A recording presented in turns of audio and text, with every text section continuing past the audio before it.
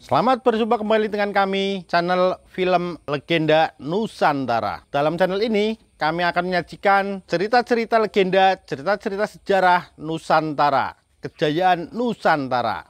Semoga kita semua akan menyadari bahwa negara kita, Nusantara, adalah negara yang sangat luar biasa. Salam NKRI.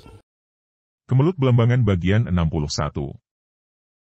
Benarkah itu, Paman? Ya, kami mendengar bahwa daerah yang pertama kali diancam Belambangan adalah Kadipaten Pasuruan yang merupakan benteng pertama dan terdepan dari Kerajaan Mataram. Kalau terjadi perang, yang menderita paling hebat adalah rakyat jelata. Perhubungan dan perdagangan terhenti, sandang pangan menjadi mahal dan terutama sekali, dalam keadaan keruh dan kacau itu orang-orang jahat bermunculan. Harap Paman tenangkan hati. Seperti telah berulang kali aku menekankan bahwa untuk menjaga keamanan di dusun ini, harus digalang persatuan di antara seluruh penduduk. Bukan saja bergotong royong untuk mensejahterakan penduduk akan tetapi juga bergotong royong menanggulangi semua kesulitan. Kalau seluruh penduduk bersatu, kukira orang-orang jahat pun akan gentar mengganggu dusun ini. Kalau kalian semua sudah berikhtiar sekuat tenaga dan kemampuan, maka akhirnya kalian hanya tinggal berserah diri kepada Gusti Allah karena hanya Dia saja yang berkuasa melindungi siapa saja yang sejalan dan kehendaknya. Terima kasih, Nyi Dewi. Kami akan menaati semua pesan Nyi Dewi. Sekali lagi sebelum aku pergi ingin kuingatkan Paman agar Paman selalu mendahulukan kepentingan penduduk dusun Sampangan. Masihkah Paman ingat mengapa Paman harus selalu mendahulukan kepentingan dan kesejahteraan penduduk dusun ini? Saya tidak pernah melupakan semua nasihat Andika selama Andika tinggal di gua. Saya harus mendahulukan kepentingan penduduk karena saya menyadari bahwa tanpa penduduk, saya ini bukan apa-apa. Penduduk yang memilih saya dan mereka memilih saya tentu dengan harapan agar saya menjadi pemimpin yang baik dan dapat menjadi pelayan yang baik. Pengatur yang jujur dan tidak bertindak sewenang-wenang mengandalkan kekuasaan sebagai lurah. Bagus sekali, Paman. Dan ingatkah Paman mengapa sebagai orang nomor satu di dusun ini, Paman harus jujur dan bersih? Saya masih ingat, Nyi Dewi. Seorang pemimpin merupakan panutan bagi penduduknya. Kalau saya sebagai orang nomor satu di dusun ini bertangan bersih, maka semua pembantu saya, para pamong dusun, juga akan meniru dan tidak berani melakukan kecurangan demi keuntungan diri pribadi. Kalau ada yang bertangan kotor, saya akan tegur dan pecat atau hukum dia. Sebaliknya kalau tangan saya sebagai pemimpin kotor, maka para pembantu saya tidak akan berani menegurnya karena tangan saya sendiri juga kotor. Dan kalau semua pamong desa bertangan bersih, kekayaan dusun tidak akan bocor diselewengkan tangan-tangan kotor para pamong, sehingga kekayaan itu dapat mensejahterakan semua penduduk. Baik sekali Paman. Dan kalau semua pamong bersih sehingga kehidupan penduduk makmur, dengan sendirinya penduduk akan mentaati semua perintah pamong karena menyadari bahwa semua peraturan itu demi kebaikan dan kesejahteraan penduduk.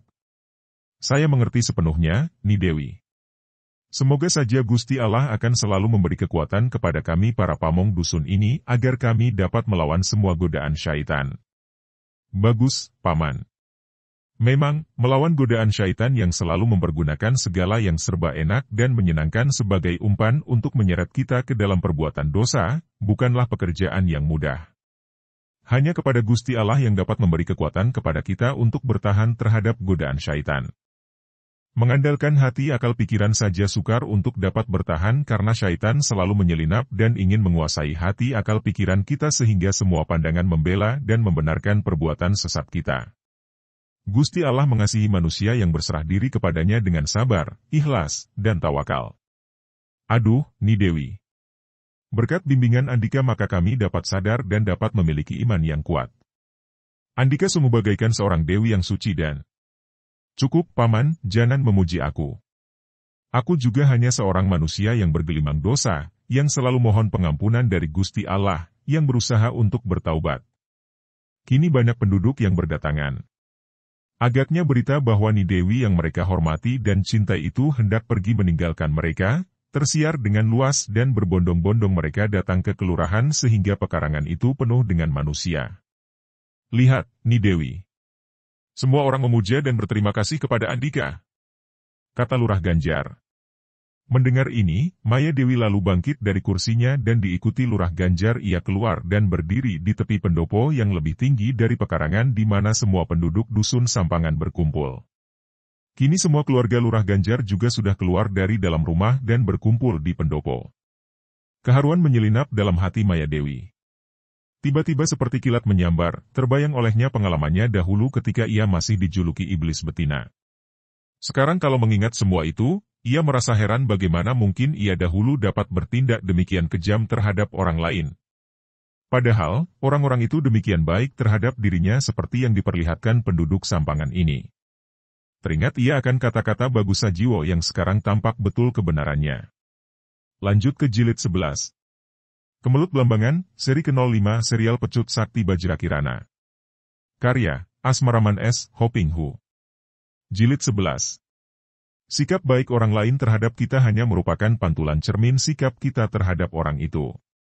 Demikian sebaliknya. Kalau kita membenci seseorang, pasti orang itu pun akan membenci kita.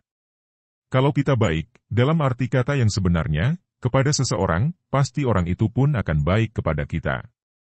Bagus Sajiwo pernah berkata kepadanya bahwa kalau kita melakukan sesuatu berarti menanam pohon yang kelak buahnya kita makan sendiri, maka harus memilih bibit pohon yang baik. Sebaliknya kalau kita mengalami sesuatu, baik maupun buruk, itu adalah buah daripada pohon yang kita tanam sendiri. Para bibi, paman, dan saudara sekalian, jangan memuja dan berterima kasih kepada aku, melainkan selalu pujalah dan berterima kasihlah kepada Gusti Allah. Aku mohon pamit akan meninggalkan dusun ini melanjutkan perjalanan hidupku. Selamat tinggal. Setelah berkata demikian Maya Dewi berjalan keluar dari pendopo, diikuti oleh Lurah Ganjar bersama semua keluarganya. Setelah tiba di luar pekarangan dan hendak meninggalkan dusun Sampangan, semua penduduk mengantar Maya Dewi dan banyak di antara para wanita dusun itu menangis. Anak-anak kecil pun mengikuti sehingga peristiwa ini amat mengharukan hati Maya Dewi, memperkuat keyakinannya bahwa hanya kalau dalam hidup ini dipenuhi kasih sayang yang melahirkan tindakan baik terhadap orang lain, maka hidup terasa berbahagia sekali. Setelah tiba di luar gapura dusun dan melihat para penduduk masih juga mengikutinya walaupun ia sudah minta agar mereka mengantar sampai di situ saja, Maya Dewi berkata lantang, "Selamat tinggal." Setelah berkata demikian, tubuhnya berkelebat dan lenyap dari situ. Ketika semua orang mencari-cari, mereka melihat bayangan Maya Dewi sudah jauh sekali dan sebentar kemudian lenyap di sebuah tikungan. Dipimpin Lurah Ganjar, penduduk kembali ke dusun mereka dan merasa kehilangan. Setelah berlari cepat sampai jauh meninggalkan dusun Sampangan, Maya Dewi kini berjalan santai. Tentu saja ia tidak mau terlihat orang selagi ia berlari cepat, karena hal itu akan menarik perhatian orang. Ia melangkah dalam perjalanannya menuju ke timur karena ia mengambil keputusan untuk pergi ke Pasuruan. Ia tertarik mendengar bahwa Kadipaten Belambangan hendak menyerbu Pasuruan dari Lurah Ganjar tadi. Ia akan mengikuti jejak Bagus Sajiwo, yaitu membela kerajaan Mataram di mana ia sudah melakukan banyak kejahatan yang merugikan Mataram.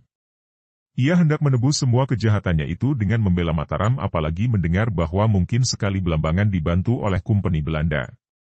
Kini ia mempunyai perasaan tidak suka kepada Belanda dan ia mengerti bahwa Belanda sedang berusaha untuk memperluas kekuasaannya di Nusa Jawa. Hal ini harus ditentang dan mengingat bahwa yang gigih menentang Belanda hanya Mataram, maka ia akan mendukung Mataram. Ketika datang perasaan kesepian mengganggunya, ia merasa lemas.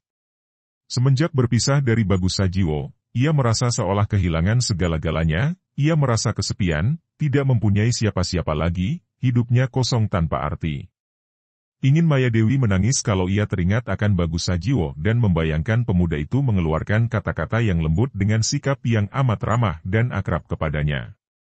Akan tetapi ketika ia mengingat kembali banyak ucapan pemuda itu yang berkesan dalam hatinya, ia teringat ucapan Bagus Sajiwo tentang kemilikan dan kemelekatan.